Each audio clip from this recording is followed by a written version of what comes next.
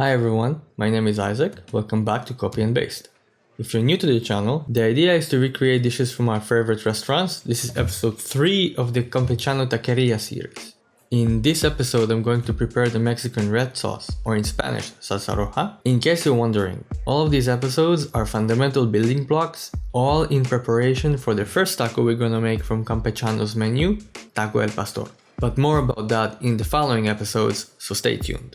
In the last episode, I prepared the Mexican green sauce, or in Spanish, salsa verde, specifically the roasted variation of it, and talked about its main ingredient, the tomatillo. The classic recipe for salsa roja is almost identical to the recipe of salsa verde, with one big difference: replace the tomatillo with tomato. So to the tomato, add onion, garlic, fresh jalapeno or serrano, cilantro, and voila, you have salsa roja.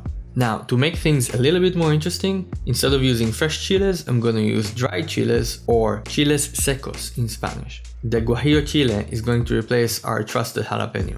Guajillo means big pod in Spanish. It is the dried form of the mirasol chile, which in Spanish means looking at the sun. The guajillo is the second most commonly used dried chile in the Mexican cuisine, after the ancho chile, or its fresh version, the poblano. The guajillo's heat is rated between 2500 to 5000 in the Scoville scale. The Scoville scale is used to measure the spiciness level of chiles or peppers, and it ranges between 0 and 80,000 and beyond. The guajillo's heat is considered mild to medium. In comparison, the jalapeno's heat is rated between 3 to 10,000 on the scale and is considered moderately high. So to make this salsa a little bit more interesting and to add another layer of complexity to it, I'm gonna add chipotle moritas chiles. Chipotle is basically the dried and smoked version of the jalapeno. And specifically it's called morita when a ripe jalapeno is used. Similarly to salsa verde, salsa roja also has 3 variations: the raw, the boiled, and the roasted variations. And yet again, my favorite is the roasted version, and that's the version we're gonna make today.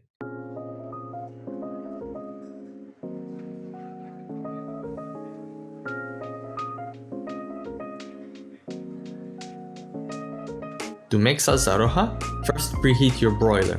Depending on how hot your broiler is, roast the tomatoes for 5 to 10 minutes until they are brownish or slightly turned black. The darker they are, the more roasted flavors you'll get. If you don't have a broiler, you can use a cast iron skillet or any other pan will do. After 5 to 10 minutes, turn over the tomatoes and roast them on their other side for another 5 to 10 minutes until they're brownish or slightly turned black.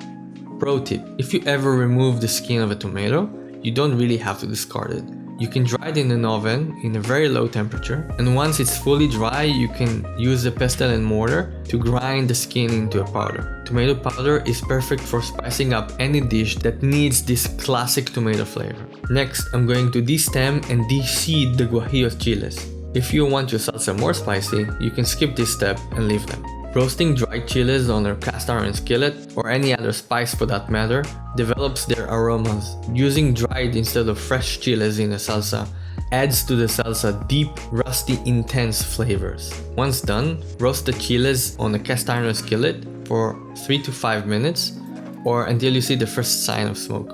Once ready, move the chiles into a large bowl filled with warm water and let them rehydrate for about 30 minutes. Next, I'm going to roast the garlic cloves with their skins on, and the same thing here. Roast them until they start to get brownish or slightly black. Next, I'm going to roast the cumin seeds and the Mexican oregano until the aroma develops for about 15 seconds. Remove them from the heat. Using a pestle and mortar, or molcajete in Spanish, or if you have a spice grinder, grind the spices into powder. After the tomatoes cool down a bit, peel off their skins and discard it. You can optionally leave the skins on. Peel off the skins from the garlic cloves and discard them. It never ceases to amaze me how water completely transforms dried chiles. Fish them out from the bowl and set them aside. Keep the liquids, we will use them in a second when we blend all of the ingredients into a salsa. Add the tomatoes, chiles, garlic cloves, and ground spices into the blender. Add a tablespoon of apple cider vinegar for extra flavor, and also so that it will keep well in the fridge. In the last video, I mentioned that my grandma taught me to always add something sweet when cooking tomatoes to balance out their acidity. So yet again, add a tablespoon of maple syrup. Depending on how liquidy you like your salsa, add some water or some of the resting liquids from the rehydrated chiles. The next step is optional, but personally, when I use salsa roja for tacos, I like my salsa really smooth and fine. I'm going to pass the salsa through a sieve using a bench scraper to make sure that I'm removing all of these small bits that the blender could not liquefy. I really recommend using gloves for this, otherwise your hands will get all red, and also you need to be really careful not to touch your face or your eyes. Pour the salsa into jars until you actually need to use it. It would last in the fridge for 5 to 7 days, and if you freeze it, it would last for months. So that's how you make salsa roja. As always, you can find the full recipe and the list of ingredients in the description box below. It seems to me when talking about salsa roja and salsa verde, the decision tree goes something like this. First, choose between tomatillo or tomato, then choose between a fresh or a dry chile, and lastly, choose between raw, boiled, or roasted.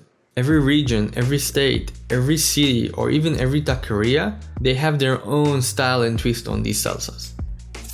This recipe is based on a recipe from this book, Tacos, written by Alex Stupak. I came across this book while researching how to make some of the recipes for this series. I highly recommend it. It's excellent. Before becoming the chef and owner of Ampellón in New York City, Alex was the pastry chef at Alina, the 3 Michelin star restaurant of Grand Acquets. Magda and I have both of these restaurants on our radar and we would like to go visit them at some day. Have you tried them? Are they any good? Let me know what you think in the comments below. We've tried the al pastor taco at Campechano more than once. I'm pretty sure that most of the times they serve it with salsa roja, but sometimes they also serve it with salsa macha. So in the next episode, that's what we're gonna make. You're probably expecting me to tell you to like, subscribe, and hit that bell. I'm not gonna do that. Instead, I'm going to suggest to you my favorite YouTubers that I follow. So this time, check out Potato Jet. Provecho, provecho, provecho!